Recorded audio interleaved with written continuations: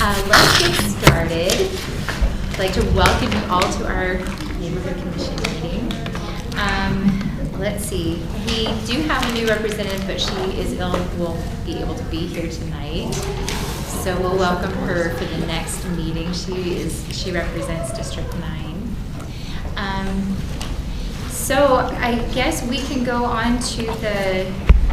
Can we just go around and say who's here? So Yes. for the record. Let's introduce Thank you. ourselves. You know, it would be nice to have name tags here for people like me that have very short. I know. Well, and I tend to remember those that sit closest to A me. little something. Yeah, that would be, we can do little name tents. Yeah, we can. Yeah, So maybe that's an action item for next. love it. I thought you were going to say for people like me who by the end of the meeting can't remember our own name. That's right. We might all be there a little bit. Okay, well, I will start. I'm Jenny Scribner. I represent Heather Ridge, Northridge, and the Windsor area, along with Dave Moulton. And that's me. Go ahead. I'm Tammy Moore, and I represent, let's see if I can get it right, the Windsor State. Am I Windsor? Sharon and Windsor? I'm Windsor. You're Windsor.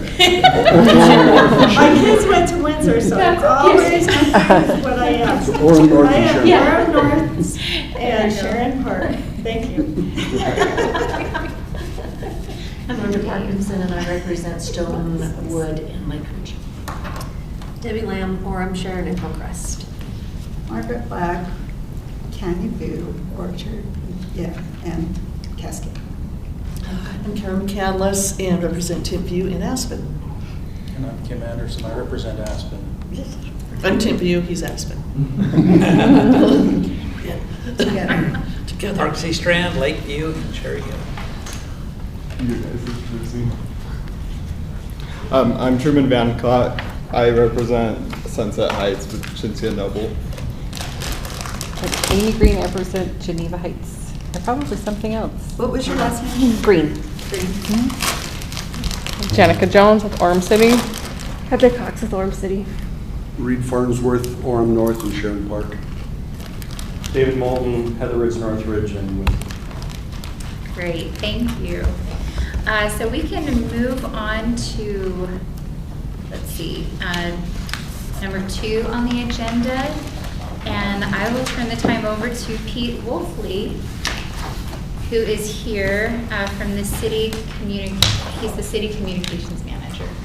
yeah, thank you. This is my first neighborhood meeting. I'm sorry, I'm only half of the person I used to be. But, little basketball injury last night on city property, so we'll see how that turns out. Yeah, I'm just kidding. I'm in a men's league, and so last night I got a little too crazy. Dislocated my shoulder, but they didn't have to amputate. That's We're good. gonna make a full recovery. How are you feeling? Oh, fine.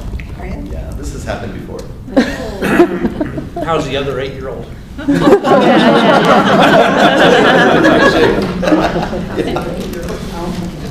So I was asked to just come and give an overview of city communications, and so Carrie's giving me an accommodation. Since so I don't have to run over there. We can go to the next slide. And so we're going to talk about first the communications team. So as I was introduced, I'm the manager of the communications team. I serve as the city's PIO, so anytime there's media events, I work with them. But the communications team is in charge of all the city websites, the graphic design, outreach. We do all the citizen communications. We do the publications. So pretty much anything that's for an external audience and even an internal audience, our team is what we do. There's 2 full-time people, myself and another are full-time, and then we have 4 interns that work with us, and we all work together. And our favorite communications employee is Mira the Mammoth. And so we're in charge of him too, which is probably the best part of the job. Go to the next one. So as we're thinking about communication, it's kind of a big job because you have so many different audiences. And we think about our external audiences and our internal audiences. On the external, obviously the most important is the residents. Everything we do here at the city is we're building a better Orem and making this a wonderful place to live for the people who've chosen to live here, as well as the business owners that have invested so much to make Orem what it is.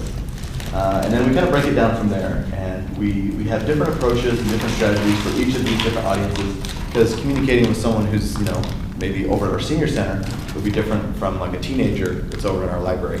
So we try to think of each individual group, each interest group, and find different ways to connect with them. And then, the internal audiences are our employees and volunteers. And you guys are kind of on both sides because you're here volunteering, you're also residents. And so we try to hit each group and get them the information that they need to feel good about the city. So this is kind of how we, at a mass level, communicate with our nearly 100,000 residents and businesses. We have our website. It gets about 20 to 35,000 visits a month. And so we try to keep that very up to date and make it easy to navigate. We do special mailings, so if there's a big issue or something that we feel like is extra deserving of attention, we send out mailings to every house in Orem to let them know what's going on. We have both a print and a digital newsletter. The print one goes out roughly 6 times a year, and it goes to every house. That's where we also send out the trash passes, which are super important to people. And then we do a monthly digital one, and we have about 22,000 subscribers on that newsletter. So those are 2 really big ways that we try to get the word out on what's happening with the city. Our social media following has grown a lot over the last couple of years. We have 24,000-ish on Facebook, almost 15,000 on Instagram, and we post multiple times a day with events and things that are happening, just trying to keep people informed. And because more and more this is how people are getting their news, this is how people are connecting and trying to stay up to date with everything. We gotta go back, there's a few more things. We send out public notices, so a meeting like this, a meeting like City Council or Planning Commission would be noticed. So we do that. That's a great place to find out about the events and big changes that might be going on in the city. We put a lot more into video. More and more people want to see videos. They don't want to read articles. They don't want to read newsletters. They want to just watch what's going on. So we put a lot more effort into doing videos. So we try to do at least 1 video a week about different topics. We have our public meetings. All residents are welcome at any of the meetings, whether that be a board or commission, all the way up to the city council. And then inside of our buildings, we try to, as our visitors come, especially at the library and the rec center, we have lots of digital signage and posters to try to help get people informed on what's going on. We can go to the next slide. Then we also, our team helps find ways that residents and businesses can communicate with us. So one of the best ways to, if you have an issue or if you want to say something to the city, is to go to the city website. Many of the city websites have this little chat feature that you'll find in the bottom right corner. You just click on that, you fill in your information, and then you can just talk with a city agent, a city representative, and it'll get passed along to the right person. This is something we've been doing for a couple of years. You can actually text us. This is a number you should just put in your phone. The City of Orem can be called and texted at the same number. So 801-229-7000. So if you're just out and about, you see a problem, snap a quick picture on your phone, text it to that number with a little description, and it'll come here to our help center, and then we'll take it from there. So that's one thing that has just grown exponentially over the last, we've had about 3 years, is people love to text. It's the most quickest, fastest, easiest way to communicate, it seems, and that's been a big success for us. We also have a group email. It's utilities@orem.gov. So if there's ever an issue that you see and you want to send it in by email, you just send it to that one. It goes to the help center, and then they can get it to the right department who can fix the problem. And then starting in January, you're getting a little bit of a sneak peek, but we're starting this new thing called Citizen Connect.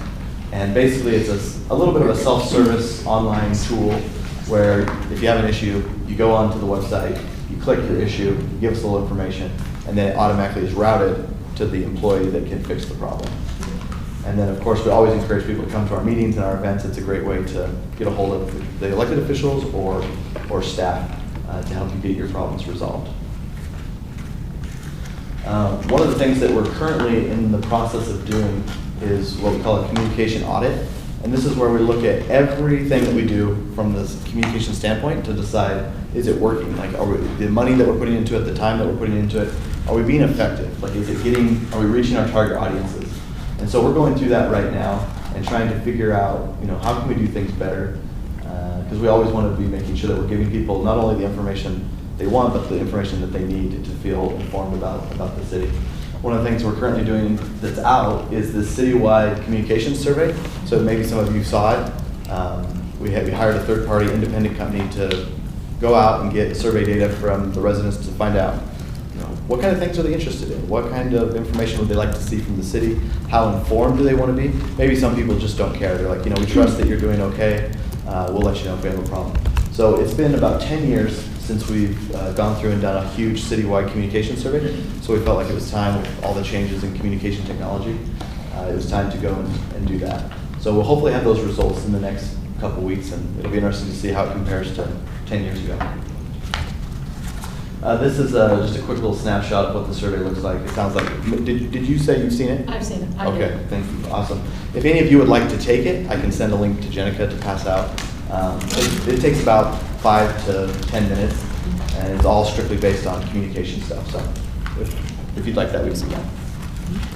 All right. This is one of the things, we've been working on a strategic plan for communications, and one of the things that came out of that plan was developing what we're calling the Key Communicator Network. And as we were thinking about it, we were thinking that people like yourselves who serve on our boards and commissions are some of the most influential and connected residents that we have in Orem, and how we should be integrating all of our volunteers, all of our boards and commission members into our communication efforts. And I have an example. Let's go forward one, and then we'll come back to this. So this is an example of how the Key Communicator Network can work. And you've all had the presentation on My Hometown, right? So we're trying to get this thing off the ground. And one of the things that we decided we wanted to do to gain information and kind of get connected with the neighborhood was do some focus groups. And it's in the Geneva Heights neighborhood. And so we sent out these nice flyers and postcards to every address in that neighborhood. And there's roughly 4,000 homes. And so we sent one out. We sent out all the emails that we had in that area. And we put it on, we put it on all these different channels that we as the city have. And we probably got maybe 3-4 responses. And we're like, oh dang, that was a lot of effort, a lot of expense to get 3 responses. But then we turned to our neighborhood representative, Amy Green, and what's the other lady's name? Isn't it Rachel? Rachel. Holberg, Rachel. yeah. But she's not on this. She's not. Yeah. Mhm. So we Mark went- Bocanegra's who- Yeah. So we worked through what we would call the Key Communicator Network, and the thing filled up. So once we got kind of a person that the neighborhood trusted, a person that they knew, it completely changed everything. I think as a city, we do a fine job getting the word out to a broad audience, but as far as making those personal connections, getting people to take action, we need this network to help us kind of get further down into the neighborhoods. And so we would like to invite all of you to be part of that Key Communicator Network. So, as issues come up, as service projects are available, as we do different initiatives like My Hometown, we'd love to be able to count on your help to get the word out, because just in this one example, it made all the difference. It would have been a pretty lonely focus group with just 3 of us, But we actually had to turn people away because we were over full. So let's go back one slide, and we'll just finish up with this Key Communicator. The other point of it is to create this feedback loop. So these would be the people, like if we're thinking of something, say like My Hometown, and we're not quite ready to go fully public with it because we want to get some feedback first before we fully commit, this would be a perfect group to bring that to. We'd have a trusted relationship where you could be kind of a sounding board for different ideas that we as either the city council or city staff are experimenting with. You could catch our blind spots, things we may not be considering from the resident perspective. And so we think this Key Communicator Network is going to be key to taking Orem communications to the next level. We feel like we've got the mass stuff pretty much in hand, but now it's getting down and making a bigger impact at the neighborhood level. So that is kind of communications in a nutshell. Open to any questions, suggestions? Just a couple of thoughts, and I don't know how this works right now, but as far as like the Orem, your drill for like an emergency drill Yeah. goes. I know in our area it's been a little bit tough to get people to participate, and maybe through this and kind of through this commission, we can have a little bit better participation. It would be great if we could have that communication go out so that everybody was aware, and oftentimes they're not. Yeah. They should be, because you do a great job, but they're not. So this might be another avenue to be able to create that safety net for emergency communication to the neighborhood as well. That's a great suggestion. Along with that, it would really, my partner in our area, and it's not here tonight, but we've discussed this, is if we had the opportunity as people on the commission to send an email to all the people in our neighborhoods, and then said, this is I would love to give them my contact information. Maybe Uh-huh. some of you don't want to, but I feel like that's the first thing they need. And if we gave them our contact information, just say, we're here for you. Let us know if you need anything.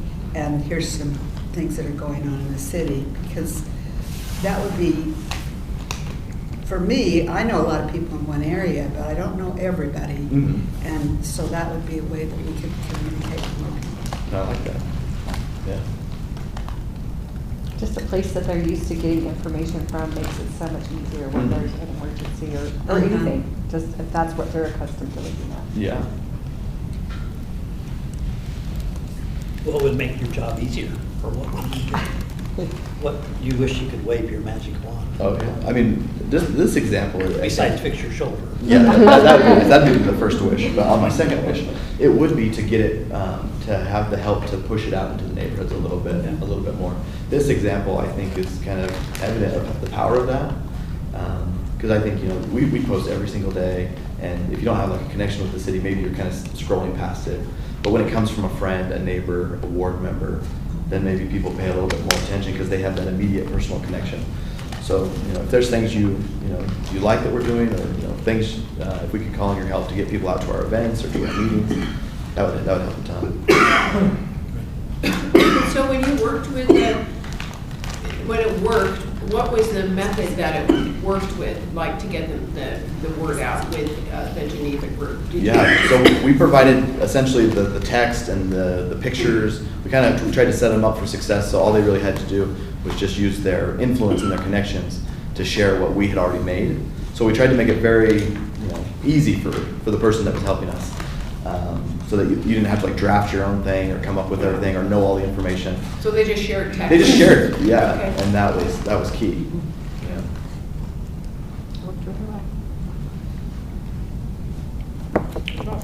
Your social media has been on fire lately, though, by the way. I've loved watching your Instagram. It's been really fun. Yeah, we've had a lot of fun. Having the interns makes all the difference, because they're just so young and with it, full of energy. So many questions, though. Seriously, though. Yeah, no, it makes a difference. Yeah, and we have. And a lot I'm of old, fun. so yeah. So if the two of us from our area want to send out an email to people in our area, Mhm. what should we do? So yeah, you would just draft something up, and then we could work together. We have the list for your neighborhood, and then we'd probably want to send it through the city channels. Right. And we'd be happy to do that. And if the group feels like that's a good avenue, and yeah, I don't see a problem with it really. I think it'd be good to, because you were talking about maybe putting their names out on a website or something. Yeah, and so I put that in the email, but if you don't want we don't necessarily want to put your emails and phone numbers out there for people to be spam calling you about all of their issues. So we have a way for them to contact neighborhoods, and then we can get them in contact But it with never you. But works. yeah, It's not worked at all. since Yeah. we've been doing it. I would really just like to have my information out there so they know they can You call. could even just create your Orem identity email, so you wouldn't have to have it coming to your regular email. It's super easy, just That's create what I wondered. an account, yeah. Is if we could So you create could our- have it, Margaret at oremneighborhoodcommission.com or something like that. Uh-huh. And that way it's coming there and it's not your personal email. That's a good idea. Well, maybe what you do is you wouldn't even have your name, you could have your name in there as the thing, but as the members change off, it would be an email that just goes with your area. yeah, maybe it's like a District 1. I don't. Maybe that's something we can set up Maybe, through the city. I don't I know. was also thinking about a form where they could basically put their name, Yeah. select their neighborhood, and then it would automatically route to you. So they'd never even see your email. They would know that if I they're. want him to. Yeah. I Okay, want and them if to you're fine with feel that. like I'm there for them. I'm Yeah. a real person and I will help them. Because if we're trying to establish that relationship. Yeah, how can you Because establish you went it to, if they if don't if know it's, I can see, That is yeah, true. I'm fine with my email going out as Me well. too. So Just- but aren't they getting that email because they're going to the website and seeing your No, they picture don't. as the Do you know rep? how many That's I've what- heard from Well- in the 5 years? One. Well, what she's saying, what Jenica's saying she's setting up is like your picture on our website and then the email. So then they would see you, they would see your name, and then the email that they send would be routed through this. And if to they you. go on your website, that will be lovely. But what I'd like to do is to get them an email saying, this is who we are, we're here for you, this is how you contact us. We're here. and our names and our contact information. I just think this has not been successful this way because, we're not giving them any they can't contact you directly. They have to go through this. We've got very few of that kind of stuff going on. But like you said, a lot of people know us and they say, oh, okay, Margaret's for this area. I know her. I can contact her, as opposed to something that's a little bit too distant and misses the opportunity. Yeah.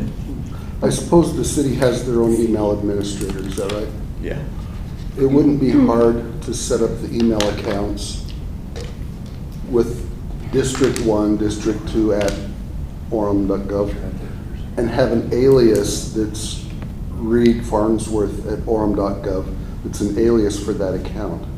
So that when I'm replaced, my emails will still go to that account and a new person's email address can be added. So it's seamless, it's personal, and it's generic, and it meets all of those needs. So I just have a question, and I don't want to, this is going to sound like I'm so uneducated, but why would they need to contact us personally? I mean, if there's a problem with something going on in the city, wouldn't they reach out to the city instead of just Maybe, us? or not. I mean, I've had you them know, reach out to me to find out who at the city. They should get on. see, and I have so many problems in my neighborhood right now with what's going on development-wise, and they're all contacting me, and now I'm catching the crap for it. Because, but it's not my fault. Like, you know, yes, I've been an advocate for getting this to stop, but now I'm getting bombarded with all this stuff. I'm like, wait a minute, you can take that up with the city. This is not my fault. So that's my fear of getting my information out there, because I don't want to take the heat. Then don't put it out there. For everybody else. I just want to put mine out. Well, and maybe that's a personal thing that some of us I do think and it some should be. don't. I think it should be. I think it should be. Yeah, So- but I feel like Reed has a really great suggestion because it kind of solves all those same problems. Right. So I just don't want it all directed Margaret, at me. would that be amenable to you? What Reed said, would that work for you? Because I feel like that's a great way If to address all of If it this. can really happen like right away so we can actually be functioning and do it, because we talked about this for several years now and nothing's happened. So if we could get a way for us, those who want to, as different neighborhood commission members, to get information out to their neighborhood and make their neighborhood know that they're there. That's called the personal connection.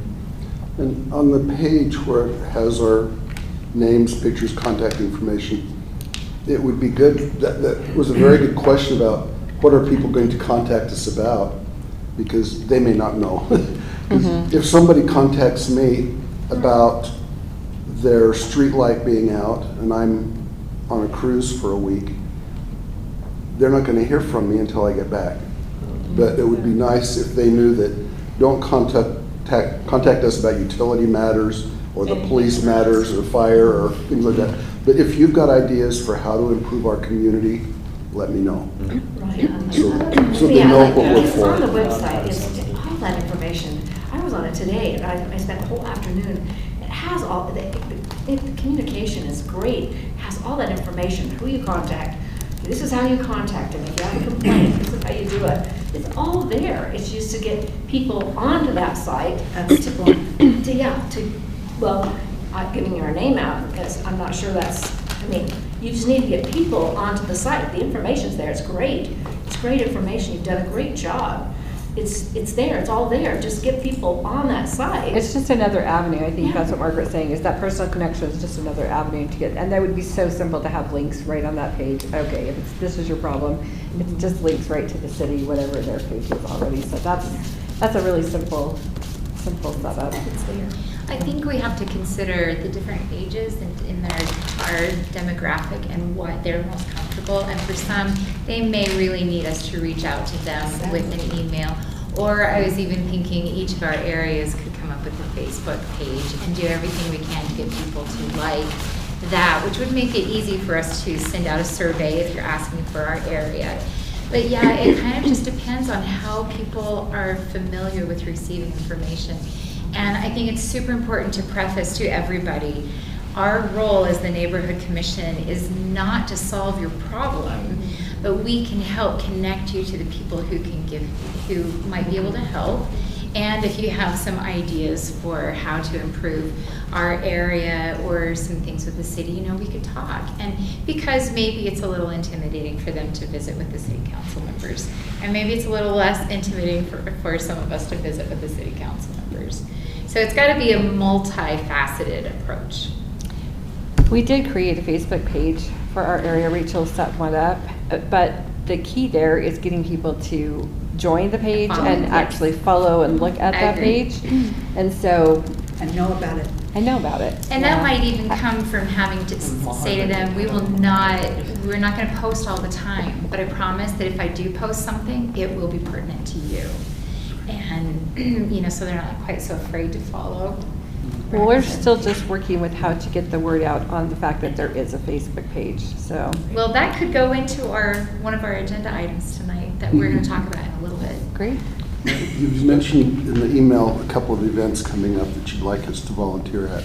I imagine there'll be a booth, and that booth at the car show was fun, in spite of the rain. Because of the rain. Assuming the weather will be drier, how hard would it be to have a computer monitor that's big enough for people to see, and we could say, here's the city website, here's these things that are available, and things like that, so they can see it live. Yeah.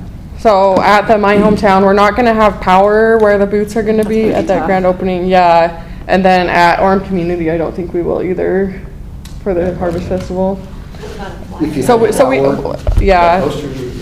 do posters. We had the one that we had for the car show that directed people to the web. I can't even remember what was on it, but it had the QR codes, I think, to subscribe to the newsletter and follow the Facebook page and the Instagram page. So we did have that on a really big poster. And did you have a big uptake after that? I'm not sure that we measured it. I know there were people interested. There was a lot of people coming by the booth. Almost everyone we but- talked to either had it or knew about it or was willing to look and sign up, so that was good. I don't know how many did. If you had power, would that be something you would want to do, or is it more trouble than it's worth? If it's something that you want to do, I know a guy with a 120 volt battery pack that's portable. You're talking for the event next year? I think of the My Hometown or the Harvest Festival, or maybe even at the breakfast next Saturday, a week from Saturday. If we've got a booth and a display and we wanted to have the computer and stuff, and you had the wherewithal to set that up, I could arrange the power. Okay. What do you think? Yeah, I mean, if we can get them signed up right then. Yeah. I think that's the key. If you think it's worth doing, let me know. We should give it a try. Swag for it? Like, so you signed us up and you get free dump bags. I don't know. Free little ruffle. Yeah, there you go, free ruffles. I don't know. Give them a nice Babo pen. Yeah. We got stickers, we got a bunch of stickers. Okay. Yeah, stickers and candy are the easiest swag. Candy, love the things. Give me what you have. Okay. Do we have any more questions before we move on to the next agenda item? Okay, I think we're good. Thank you so much. Thanks, Pete. Okay, we're going to move down to agenda item number 3, upcoming events. Jenica has a lot of fun things to talk about. Well, Reed's already brought them up. Thank you, Reed. So next Saturday, a week from this Saturday, we have the big Come Together Festival at Orem City Center Park, and it's a 2-day festival with rock bands and booths, food, all sorts of fun stuff. But this year, we're also doing a breakfast on Saturday morning, and we'd like to have the Neighborhood Commission help serve that breakfast. And so I've sent out the sign up. If you signed up, that's great. If you still want to, we'd love any help that we can get for any of that time. So the event starts at, is it 8 or 8:30? But 9:45. It's 9:45. We signed up for 7. The breakfast? No, we need help setting up, so we send a sign up from 7 to about 11, but if you're only able to help for an hour in there, that's fine too. You're still welcome to sign up. We'd love to have any help So there. wait from this Saturday. Yeah. I think the event starts at 9:45. The breakfast. Yeah, but the breakfast could be before that, yeah. Yeah. long does it go? What's that? I think the breakfast is scheduled 8:30 to 10:30ish, but That whole until we run out of event food. Yeah, It's, it's just kind of a continental breakfast, and then they have a small program where they're gonna let the kids who are interested in rock music play. There's gonna be a little patriotic program as well. So it'll be pretty nice, but pretty low key too. mhm. It's at the center. park. At City Center Park, yeah. It'll just be, Pavilion will be is at? large pavilion? Yeah. Yeah, The one on right by the park, by the playground. the playground. I can't remember how big they are. And I can send that out again, or you can track it down if you still want to sign up. Then the next event that we have is the My Hometown Grand Opening Celebration, and that's on Saturday, August 24th from 5 to 8 p.m. It's at Geneva Park. We're super excited about this. It's just our chance to officially welcome my hometown to the community. So we're going to have an amazing event with free food and booths and entertainment. There's going to be live music and all sorts of activities. The kids will have face painting, balloon art, all sorts of fun stuff. The Orem train, the Orem Express will be there. But this is it's targeted at the neighborhood. So this isn't something we want you to be necessarily advertising citywide, because we're trying to target it at the people that are going to be recipients of this first official My Hometown neighborhood. Again, we eventually hope to expand it into other areas of the city, but we do want to have neighborhood commission booth there, and so we're planning for that. And so I'll send out the sign up form for that. And again, we'll kind of do it like the car shift or car show, where we'll have a couple shifts. And so if you're able to sign up for about an hour, hour and a half, that'd be great. And I'll send that out. August 24th. It's a Saturday. And so we'll have. And is it going to be at the Stake Center? No, it's going to be at Geneva Park. So just right by Orem Community Hospital, if you're not familiar with that park. What time is what? The event is 5 to 8. Mhm. Setup is from 3:45 to 5-ish. Yeah, but we'll have it set up, and so if we could have you guys come help staff from 5 to 8, so I'll do 2 shifts, 5 to 6:30 and 6:30 to 8. So you can also feel free to enjoy. Question on that, you said Uh-huh. you're not targeting the whole city, you're just targeting the area. Yeah, obviously we won't turn anyone away, but. Targeting one district or the districts around it, or Yeah. how big of an area are we looking at? So- Geneva Heights, right? Just the Geneva Heights area Geneva Heights. bound. So just that one boundary. district? Mhm. For now, they're going to open that CRC there, but it will eventually go to other parts of the city. And it will be great if you can come, because you'll learn a lot about it. And when it comes to your area, or if it does come, you'll have some great information. Yeah, and I'll give a little update on that overall thing in a minute. So, So Jennifer, maybe tell them what other booths will be there. so Yeah. they kind of understand what's. I can tell you. I'll just pull up the document right now. So mostly, we're targeting the booths to be services for people in the community, maybe that don't have as much access to certain things, and so. So we will have the booths. We're trying to get booths for the actual classes that will be there. Do we know which classes we're going to offer at this My Hometown yet? Yeah, so to start off with, they'll have English as a second language, Spanish as a second language. Gosh, I was just putting the list together early. Okay, piano lessons, tutoring. They'll also have a children's center for people that need childcare to attend classes. And Everyday Strong, and that's a United Way program. They'll also be teaching at the Community Resource Center. But that's what they're starting with. Again, the classes offered will change throughout the year, but that's what we'll be starting in September. We will have 19 booths. Right now I have the County Health Department, Kids on the Move, United Way, the Fuller Center for Housing, Community Action, Bike Orem, Utah County WIC Program, Senior Volunteers, Orem Neighborhood Commission, Roadrunners Club, BYU Strong Youth Project, Utah County Health Department Poison Control, Care About Child Care, Hope for Orem, the Orem Fire Department, the Orem Police Department, the Orem Library, and Utah Valley Interfaith Association. Wow, that's amazing. That's great. Lots of resources. Lots of resources. So yeah, we're excited about that. And then again, we'll have a booth at the Harvest Festival, which is at Orem Community Hospital. And that's on Monday, September 23rd from 4:30 to 7 p.m. I don't know how many of you have been to that event in the past, but it's a lot of booths, again, for people to find resources in the community. I don't know a ton of details about, like, are they doing free pumpkins this year? Orem Express will be there. There'll it'll be all kinds of bigger and better games. than ever. It's always a great event and lots of fun, so. Was everybody in the whole of Orem invited to that one? Mhm. Yeah, so that's one we would like help again advertising throughout the city. So I'll send the sign up forms for those booths tomorrow. So if you are interested and available, we'd love to have your help. Okay. Time for agenda item 4. Just keep going with Jennifer. Yeah, so I'll talk a little bit more about my hometown. So as Pete talked about, we had the focus groups to get feedback on the classes, and that helped them, mold and shape the direction of what they want to do at this community resource center to really target it at the needs of the community. So they made some changes even after that to add like the Spanish as a second language. That was something that was expressed in the focus groups of people wanting to be able to better communicate with their neighbors, like if their neighbors aren't going to be able to take English classes. So we're excited about that. So we'll have the grand opening celebration August 24th. The Community Resource Center, which is at the Geneva Heights Stake Center, is going to have an open house on September 5th. Classes will start September 10th. This is something, it's open to everyone in the community. Again, like we're targeting it narrowly to that community, but people from other areas of the city are welcome to sign up for classes.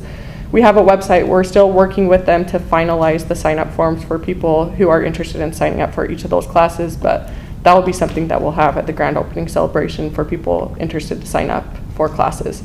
And then next year, we're going to start days of service, and so that's going to be 6 times a year that we go into the neighborhood and help clean up properties that need assistance, public and private homeowners, properties that need some extra help. So we're really excited about this initiative and hope to see it expand in other areas of the city, but it's moving along, and we've had great feedback from the community so far and are just excited to get it up and running. So That's really any great. questions about my hometown? Or What was the event on the 5th of September? That was the open house? that's our open house, and I don't have the time exactly on that right now, but I will send it out as soon as I have it from them. Thank you. What was the open house? for It's the- at the actual community The resource Geneva center. Heights Mhm. Stake Center? Yeah, Geneva Yeah. Heights Stake Center. And so the classes will be on Tuesday and Thursday evenings for this upcoming semester. That's what they're planning. I think it's about 6 to 8 is when they're offered. Yes. Mhm.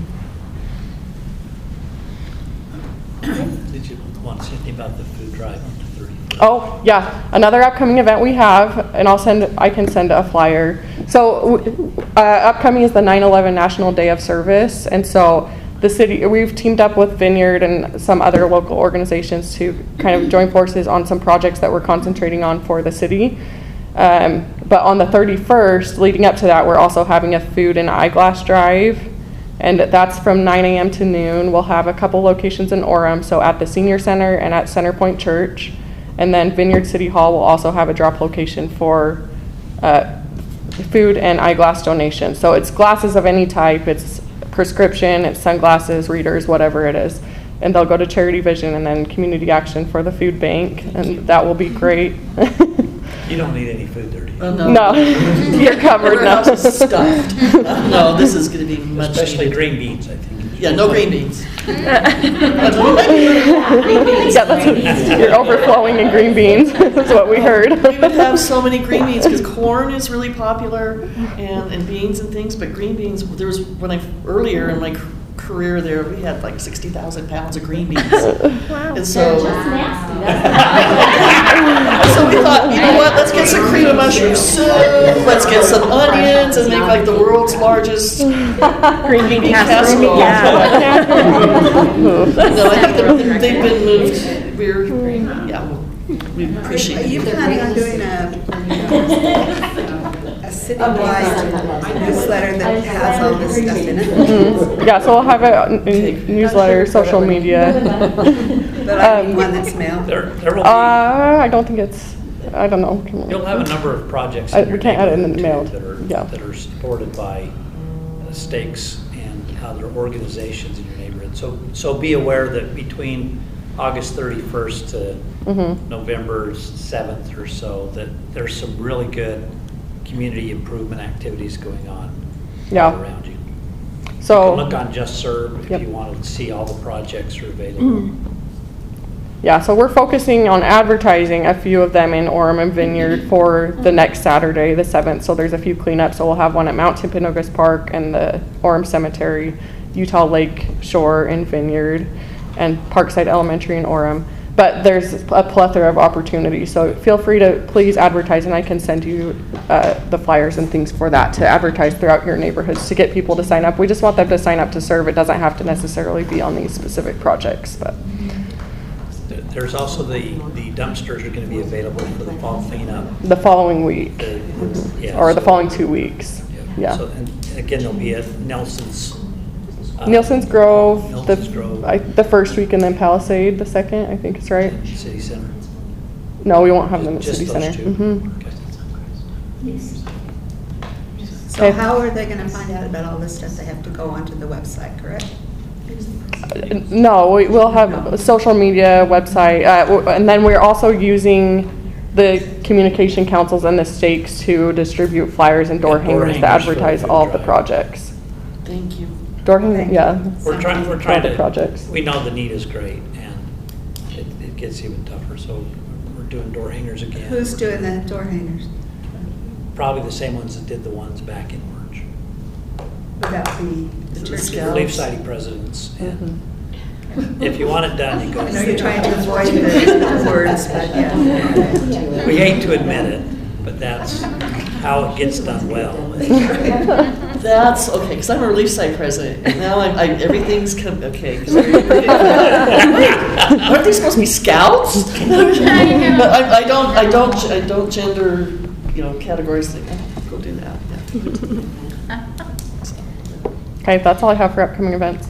Okay, great. Let's move on to agenda item 5, and I'll turn the time over to Heather Cox, Yes. who will be talking to us about grant writing process. Okay. in the city. So, grant writing for the city. I'm just going to give you a high overview. So we have basically 2 types of grants. You can have you can have public grants and private grants. The public grants are just government grants from the federal government, maybe from the county, from the state, and then you have private grants from maybe nonprofits or businesses. The vast majority of the grants that we get are public grants. And the majority of the public grants we get, or the funds that we get, are from federal government as a city. These grants are really long, really difficult to write, and just have a million different rules that go along with it. Really the most busy part of the grant writing season is like between March and July. That's a very busy time with grant deadlines for the federal government and grant reporting. But for the sake of this meeting, I want to talk a little bit about something that is funding CDBG. How many of you have heard about CDBG?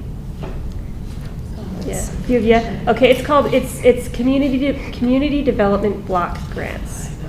And the community development block grants come from HUD, Housing and Urban Development in Washington, D.C. This grant is not something that we technically apply for, I don't believe. It's just automatically dispersed to us based off of a formula, and that formula incorporates data such as our population, what ratio of high-density housing to single-family homes we have, and what percentage of our population makes less than 80% of the annual median income. So it's really just targeted to low-income individuals to help with housing and to help with jobs. So we have 6 CDBG designated neighborhoods in Orem. And in order to be, as far as, now don't quote me on this, but I think in order to be a CDBG neighborhood, at least 51% of your residents in that neighborhood have to make less than 80% of the annual median income. Those neighborhoods, and I want to list these off so that those of you who represent these neighborhoods can really keep that in mind. These neighborhoods are Orem North, Sharon Park, Geneva Heights, Stonewood, Lake Ridge, and Cherry Hill. So if you're a CDBG neighborhood, raise your hand. I need to know who you are. Okay, perfect. Right here. That's right. Yeah. Okay, so the reason why I'm talking about grants today is because in order for me to do my job and get the bigger dollar items from the federal government, I'm really required by the federal government to get community feedback on what we're applying for and where the need really is, and how the community would prefer to get, what we would prefer to do with this money, or how you would prefer to receive it. So for example, we have a grant coming up. It's due on the 28th of this month. There's been a lot of federal money distributed for alternative energy. And because we have the interstate running straight through our city, we're really eligible for a grant called the Charging and Fueling Infrastructure Grant. And it's for electric vehicle chargers. Because we have an interstate and they want to put a bunch of electric vehicle chargers right off the interstate. So one thing I wanted to bring to you, and this is what I would like to do on a regular basis with these big grants where they really, and it's literally a point system where they dock you points for not getting feedback, and it's really required, is I wanted to bounce off of you, what are your thoughts about charging electric vehicle chargers, and where do you think they would be needed, or where would they be useful? Well, where are they in our community? I mean, besides out in the parking lot. Right but, here. I mean, as far as just off ramps in this You know, corridor. Yeah, it's kind of hard because a lot of them are privately owned. And then there's the ones that are publicly available. And so what we're trying to do and what this program is trying to do is to create a lot more publicly available electric vehicle chargers. Because there's a lot of businesses where it's for their employees or it's a paid lot. You can't get into those. So that we're trying to put them in spaces where it's publicly available. You don't have to pay to go into that lot. And it's Like a easily park and ride or accessible. I was just thinking park and ride. There's the one right off of Park and Square ride? Street would be Mhm. perfect. Park and ride, I'm gonna write these down. Because that's going to be state property. Yes. And the chances, the electric vehicle may be what's taking the people somewhere else, but someone may Absolutely. drive an electric vehicle there to Yeah. with other people. And I know UTA is planning on putting more on the park and ride. Oh, okay. We do have some wiring for, already done at the Orem Family Fitness Center and the New Hillcrest Park. Okay. Do you think that would be useful to have them there in those areas? And they're going to be fast chargers, so there's several different types of chargers. The two general kinds are called level 2 chargers, where it takes like 8 hours. But you know, it's easier on the battery, it doesn't wear it down as fast. But then there's the level 2 fast chargers where it can charge it up, within 30 minutes to an hour. And they like those by the interstate for people who are traveling through, because they can't sit there forever. So that's kind of what we're focusing on, these big public places where they can access that. I'm thinking this Yes. park right here, I think of all the different sporting activities that are taking okay. place. That'd be a good City place for Center people Park? To park, and then they can go watch the sports or go do some Okay. concert in the park or something. What if we did like near food? Near So food, they're stopping yeah. for Yeah, food. there you go. Yeah. We're giving them a way to charge their car, and so that gives us revenue Right, and helps them. yeah. In Nephi, there's a gas station that has a convenience store, and it has Yeah, the electric chargers. yeah. Could we partner with somebody like these stops at the freeway exits that have gas stations already Could look into that. that would be willing to put up have a couple of parking stalls dedicated to that? I'm thinking if I were traveling in my car, I know what gas stations to look for, and I know where to find gas stations. I don't have an electric vehicle, so I don't know how do people find it? Do they use apps? Because a lot of the places we're talking about Even are just not the Google places I Maps, would think to yeah. go to get charged. I wouldn't think to go to the city park. I was gonna say, Well, that's it more didn't- it passive makes rather than sense. saying, I'm gonna go drive here and charge my vehicle. Yeah. Right. Oh, yeah, you're But the right. major Yeah, I think off-ramps that- off the freeway is probably a really smart place. Yeah. That would be a logical place for people to look. The Maverick off Center, So say, Can you There's put one them off on 8th those as are well. private properties, aren't they owned by the That's Maverick, the or is that question. your? Well, that's what I'm figure? wondering. The one It's- in Nephi is private property. It's a gas station. It's owned by one of the petroleum companies. So, and maybe And they they're- have the pumps there. I don't know who owns the pumps, the Yeah. charger stations. so like that's the benefits. Tesla station. Yeah, I Yeah. think it does say Tesla on it. So Tesla probably said, hey, they're can we Mavericks put at our every chargers exit. here? And Oh, yeah. while people are charging, they'll go in and buy Is there stuff one in at the there is stores. one, isn't there? Is there one at the 1200? Put it on Maverick's property. Yeah. When you come off the university, is there a Yeah. Maverick there? Yeah, there's a Maverick off University in Provo, and then there's one off 16th, 8th, While they're charging. Center. Yeah, And then there's one over on 8th is East. it something just you can seems just go and say, logical. hey, we're doing this, we 8th have to North. get And the base is Probably like- Maverick or whoever. There's a gas station on 8th Yeah, I North bet you'd have to have in it. Orem, right off the exit. That's I don't- Maverick is there. That's Maverick, so that could be there. Wonder if you could How does that approach them work? about a partnership or something. I'd have to look into the grant, find details. I don't know if it has to be city-owned property per se, but I need to look into that. Is there any city-owned property you can think of that would be readily accessible, especially to like lower income neighborhoods? The Windsor Elementary School. Windsor Elementary. Fire There's the one- stations. there Fire you go. stations. It's one by the Development Services. There's already a service station there that. So. Oh, by Public Works? How does that work though? Because Yeah. low-income people don't really have electric. You know, that has been true That's for the a while, right and they're actually making them a lot more affordable, so. For example, it used to be like, oh, a Tesla is the only option, and those are just insane, but they're actually making them a lot more affordable, and right now, there's like a $4,000 rebate right off we actually just bought one in January, and it was like one of the cheapest cars we could find. It was just a little Nissan, and they just take $4,000 right off of it, because they're really trying to push that, so. Now it's becoming easier for, So the Hillcrest Park. Hillcrest Park, yes. And we have 2 already routed there. So the Hillcrest Park, especially because it's right there by all of the mall. And that was a big thing, was how much traffic is actually flowing through here. Yeah. Where do you charge yours? At home? Mostly at home. Because that's what I'm thinking. If we put it in the lower income neighborhoods and people in the lower income neighborhoods have an electric car, they probably charge it at home and don't need to go to someplace else. It just kind of Most of depends the people who on. are traveling through. Yeah, that traveling are through, going I to think be would be needed. good. I like the idea of having it near restaurants, a place where people Restaurants. can charge, go do something. while Heather, it's is the charging. grant And specific it to does that benefit the language? city. As far And as that would be more low-income areas? Yeah, they would like that, yes. That's actually one of the Businesses requirements. that want it. Does it have At to be least in a low-income area? You want it Yeah, to that's- benefit. It doesn't have to Yeah, be in they're a low income, but But it has benefits. to benefit low-income So what if you areas. could show If you can. traffic, like where they work, Right. could also Where be you work. Which there? honestly, any of the Well, and I see off-ramps people. would. Any of the like off-ramps. husband Well, and this is drive actually a like side note. We are partnering with so they UVU can charge for free. to also be a part of this grant so that they can put chargers in their parking lots, which is great because 34% of UVU students are, Low income? well, they're first generation college students. Yeah. I think the Maverick thing. There's some businesses that allow travelers to stay for the day. Really? Like Walmart. Yeah. There's some parking lots, I don't know all the different places, but if you were looking. Walmart I know is Cracker one. Barrel, or they're in Springfield, there's lots of places that already allow and give permission for people to park and sleep. I don't know if there's something. Okay, it's a good idea.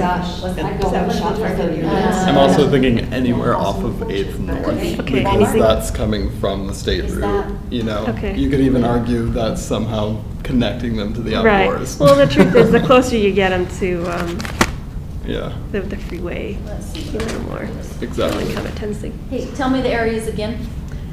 All the freeway. The CDBG areas. Oh, the CDBG areas, yes. Orem North, Sharon Park. Geneva Heights. Geneva Heights, Geneva Heights. Hillcrest. Stonewood, Forgot Lake Hillcrest Ridge, one. and Cherry Hill. Hillcrest was. Stonewood, Lake Ridge, Cherry Hill, and then Orem North and Sharon Park. Mm-hmm. Yeah, we have 6. Those are kind of in the center. Yeah, So there's the Well- center and then the south. yeah. Center and south. How much does it cost to put one in? Depends on whether or not you already have the wiring done for it, around $50,000. Per So one? what's- Per so- one? Oh. Yes, So the grant would just be money just for those to buy them. things? Mhm. But we can also get grant funds for the infrastructure. So, I mean, our grant minimum that we can ask for is $500,000. So it can be, yeah. So if we get the grant money as a city and we put it in, people don't get the electricity for free, they use their credit card, Yeah. right? It's And very, very. who does the money interesting. go to? The city? Us, the city, yes. So it could be a moneymaker for the Mhm, city. It is, yeah. In fact, these ones we have out here, we have been surprised at actually how much we get from them. They're very, very cheap, they're very affordable, but we've been surprised at how fastly that has accrued. The funds, How yeah. fast that has what? Accrued funds, yeah. Because they charge. Okay. Don't we want it to be free in those sections though? We could make those free. If they're in low-income neighborhoods, we could potentially make them free or very, very reduced. But you'd have to think about if people want to be driving to those low-income neighborhoods, you charge. Yeah, that's true. Keep their cars would be The idea is to Do we benefit wanna- the low-income Do we want to pay residents. for everybody to charge Mhm. their electricity? Yeah, exactly. Because we don't get the electricity for free. We have to pay for it. Well, it's nice if you put them in areas where there's shopping, or Yeah, restaurants, and there are other things that you Yeah, can it can be, it's, most of them is really brick and mortar. Yeah. Commercial areas Yeah. would be like, commercial areas near the residents. Public service, so it's gonna be. I don't know who owns that lot right by Will's Canyon Stop, but that would be a good spot, yeah. You know, It's not like we've got Yeah. $500,000 to spend on Shoes. charging. Yeah. no. Not at all. No. 'Cause That's we've why got we're taking advantage sidewalks of. and, other things that might be important to low-income neighborhoods. Yeah, that's why this is money from the federal government that we just qualify for, and Are you taking advantage of it while you have yeah, it? if it's not us getting it, it's someone else. We So. always take advantage of it. Yeah. Yeah. Are there any more questions before we go on? Oh, sorry. What was that Thought just plot you went through said? my mind. Just right next to Will's Canyon Okay. Stop, coming off of the state Right route, off that the would be a canyon. great spot. I remember in some previous meetings, the city's talked about trying to identify all the land that they own and how some of the plots are as small as 2 feet by 2 feet. Yeah. So, yeah, put a charging station. It fits. Just have to sit on somebody else's block. That's the little corner of your property, Reed, like next to the easement. That's fair. I'm getting somebody's backyard to do Yeah. it. So are there other ways that the CBD or CDBG. CBD are going to be used for these neighborhoods besides electric? Yeah, so CDBG funds, we are going to use some of those funds for these cleanup events. So the CDBG funds can be used to get all of the dumpsters, for example, to put in these areas and use cleanup, to do cleanup activities. We can even use them potentially for tools and things like that. We use some of these CDBG funds for our critical home repair program. So people in these neighborhoods who may be elderly or disabled or just really in a rough patch, say their roof is leaking, we can use funds to help them fix that for a 0% interest deferred loan. We do CDBG funds to also, we give some of our funds to nonprofits that benefit those low income neighborhoods. So for example, like Centro Hispano, let's run out of Provo, or the Refuge, or women who are trying to leave abusive situations, things like that. Yeah. Which is really good, because I learned Yeah. from a friend that works for United Way. She Yeah. said, you can donate items to us, but if you donate $1 to us, we can make that go so much further than what you can buy with that $1. Yes, yes. So it's really good. Yeah, and That and is we true. have long partnerships with Yeah. community action and stuff, so they get CDBG funds. So That's really great. yeah. Awesome. Okay, well, we're trying to keep close to an hour, which we've gone a little bit over. Let's talk really quickly about our agenda item number 6.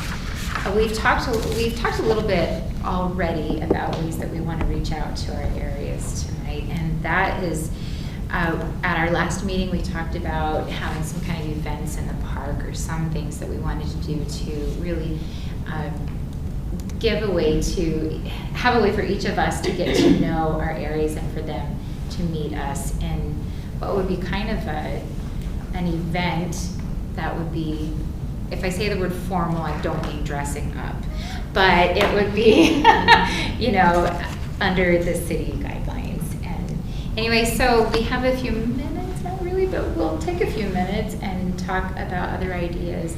So I guess, Lene, had you talked with Jenica about popsicles in the park? We talked about that, or ice cream socials, or hot dogs. Mm-hmm. There's just some options. And this would be planning for next year. So that, we talked about some things this summer, but I felt like when we talked about it, it was on the doorstep. So there really wasn't time to accomplish that. So what do you think? So are you thinking of that for the whole city to come, or we do it individually in our neighborhoods? This would be our areas that are covered by the 2 people. Yeah. Yeah. But it would be with city funds to pay for our popsicles? Yeah, well, because we'd invite like city, Businesses.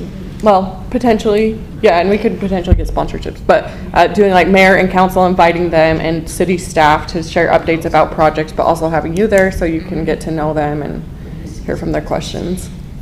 Would this be something that could be tied into the night out, the different, I know the police have Their different police nights, picnics. Picnics Mhm. or.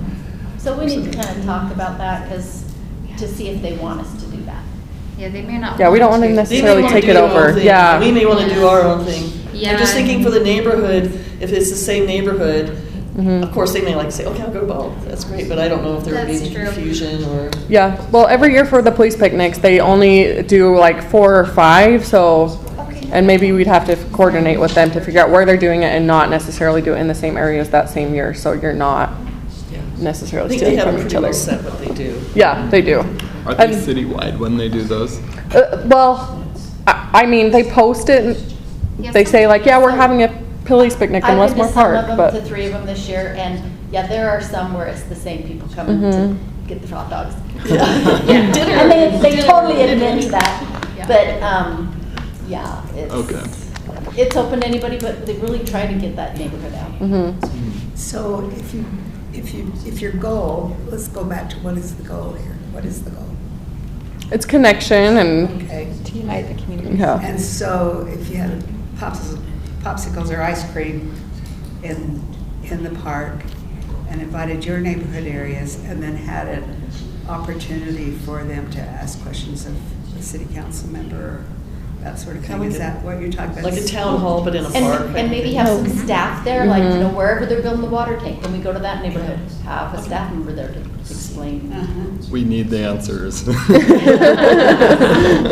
Yeah, I think it's important that it's an informational type of gathering and getting to know people. Not so much of a, I mean, I've been to a couple of the development proposals and they turn ugly pretty fast. Yes. So I don't believe that this is what we're trying to accomplish here. Really introductions and, yeah, having helpful information, but I don't think this meeting is necessarily to bring out your grievances and let's see if we Oh, can don't worry, I'm not going out We'll have cards, you can write it. We're excited for the park, that's all we Yeah, can say. we could pass out cards for information or just so people remember names. So do we want to plan those for next year or what are your thoughts? I feel like. What day, so I think it would be Jenny key too, covers. is like the day of the week for your specific area. That's usually pretty important to know, right? Would we aim for summertime, like next summer? Yeah, Jennifer, are we doing next spring, summer? Dennis will come. Well, maybe we could have existing events Oh, kind at of the end of this. be Yeah, we combined need a to like the calendar. night out. Yeah, or- But Yeah. I know our neighborhood does a really big event once a year. It is on the 4th, but Okay. we'll see. They do Pretty sure a my few other neighborhood events. does not. I don't think we have anything that we get together for. I mean, us with Heatheridge and Windsor. Yeah. High school beats. And it's not feasible to do every neighborhood every year, so I think we'd probably do about 3 or 4 a year, something like that. And Geneva Heights is covered How for do we next year. choose Maybe- that? Maybe we do one, see how it goes. So I think we'll schedule one every month. Mm-hmm. And, when do you want to start, guys? What do you think? Depends on your, May. yeah. Like April? April could, Yeah. April could If go it- either if way, it it depends starts on weather, If yeah. it starts from around. Yeah. Is the goal to have them outside? pardon me? For Is such the a goal long to have them outside? Yeah, in the parks. Yeah, so May would be the one that we can figure it out. Like what works and what doesn't. Do we need to be uniform? Are we trying to decide something that we're all gonna do, or are we just gonna, what are your thoughts there? You mean everyone shows up? or Well, you no, show up for with your- all of our Same areas. activities. Right. Oh, that's the question, yeah, do you want to do the same thing? Popsicles in the park, like social? I think if we did something consistently, that would be nice, especially because we could design some flyers and invites that could just be the same for all of us, but our individual neighborhood information.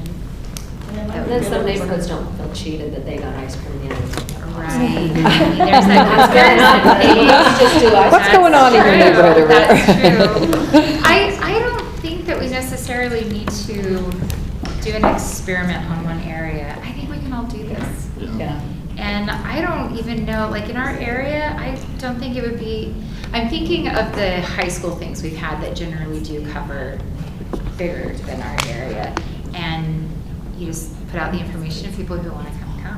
May is just a difficult month because of all the graduations. And So all maybe June, July, and August. Yeah, it's probably more. Summer months. But I think we should all at least, I think we should plan something for each of our districts. We just need to have like a commitment from the city council that somebody's gonna come. That someone will be there. I'm pretty sure you could get somebody. Okay. So maybe we keep thinking on this, and next time we meet, we try to put down a date and a firmer plan. What do you think? Yeah, that's fine. Yeah, we'll have time because we'll have several months until it warms up again, so. Yeah. Winter is coming. Okay. Well, I love the idea because I think if you can get even more local than local and local, it's better. Because we live in a fairly large city, and I think there are a lot of voices that just feel either very disconnected or they're voices that just don't feel heard.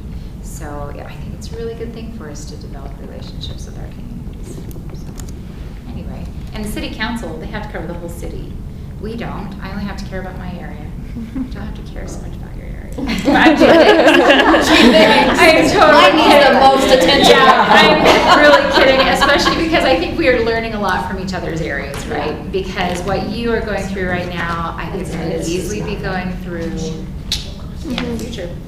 So I was just kidding. I know you are. Anyway, okay, so. But now you have, we talked about doing one a month, which would only be 3.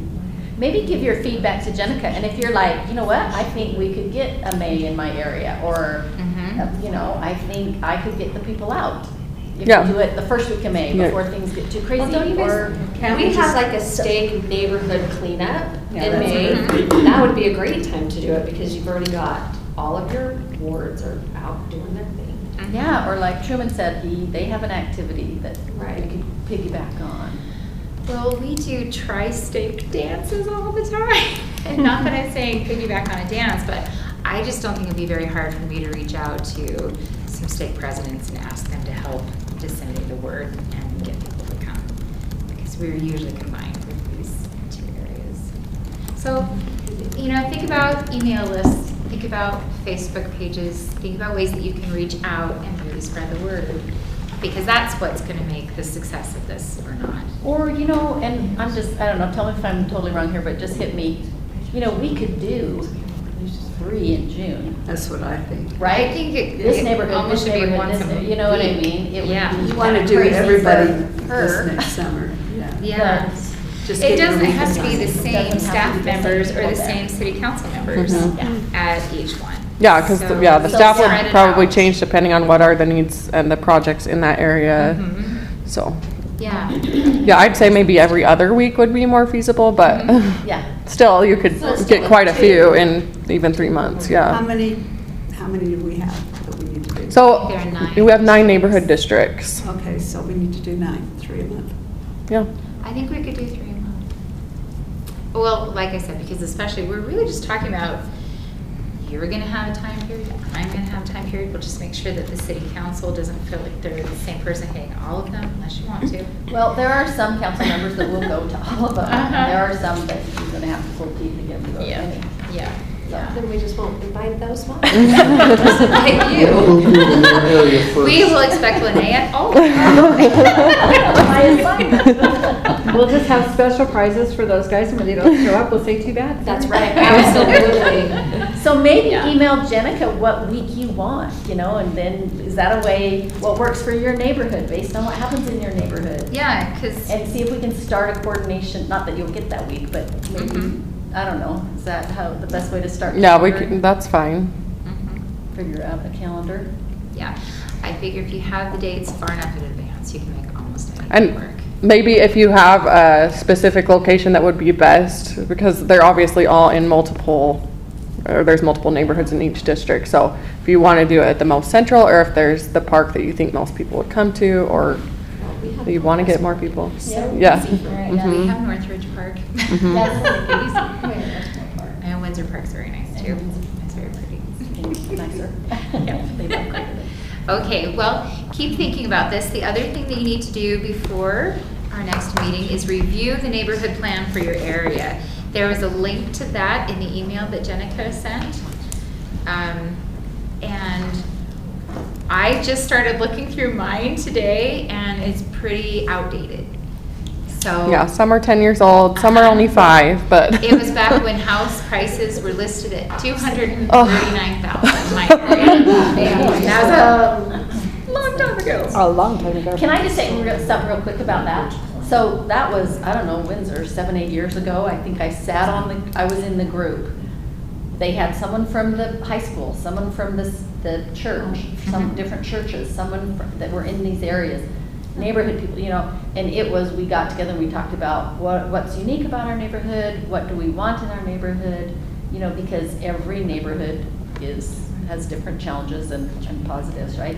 So when you read through yours, see if it represents your area, and then what you would like to see. If you want to look at some of the other plans too, you can, but it was pretty awesome. Get feedback from your neighbors. Weren't they larger, wasn't there more neighborhood plans than what There were, asking for? yeah. So to ask for a neighborhood plan for like the 3 areas that I do, that's pretty diverse. I mean, that's You kinda too could much. break it into paragraphs for each area, but, under each topic. It's going to be a challenge.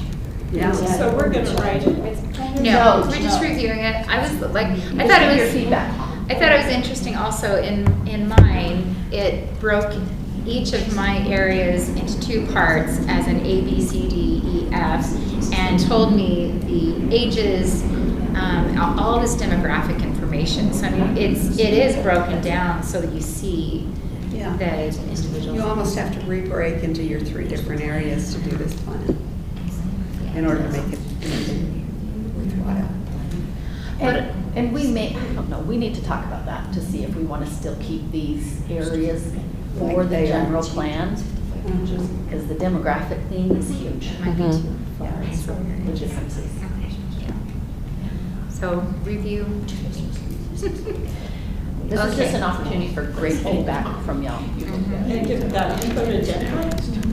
Or just at our next meeting? Jenica, yeah, type up anything, just bullet point your ideas, whatever you have. when you read it. If you want, I can create some sort of form that you can fill out, okay, like this is my district, this is feedback I have, if that would be the easiest that you just want. But you're also welcome to email me, that's fine too. So I would be responsible to read 3 different neighborhood plans. Exactly.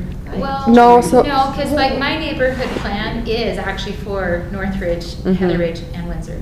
So the area I cover actually is for those 3. I'll have to go back and look. Yeah, at mine, yours, but I don't think yours is too, and yours is the most outdated.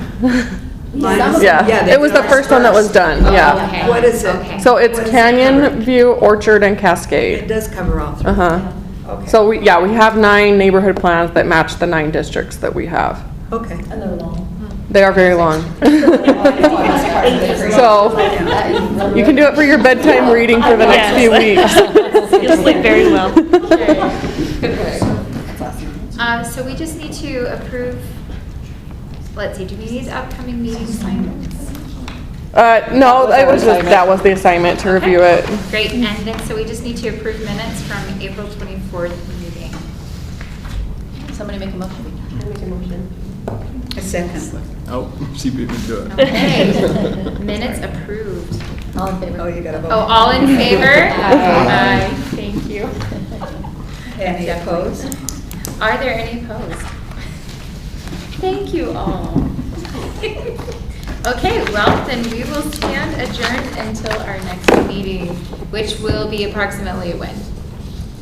Whenever Jenica November. sends us. A lot going on. Yeah. That's okay, that's okay. So do you like learning about like Pete's presentation. Mhm. That's I kind of what we do. want to do, is bring that to you, stuff like that on the agenda to have in the grants info. Yeah. And if you don't mind, I'll probably come pretty regularly to get feedback for grants that I'm currently Yeah. working on. Grants are a constant thing, so It's a they're. constant thing, and- And some are bigger, some are smaller, but we need feedback on every single one, so.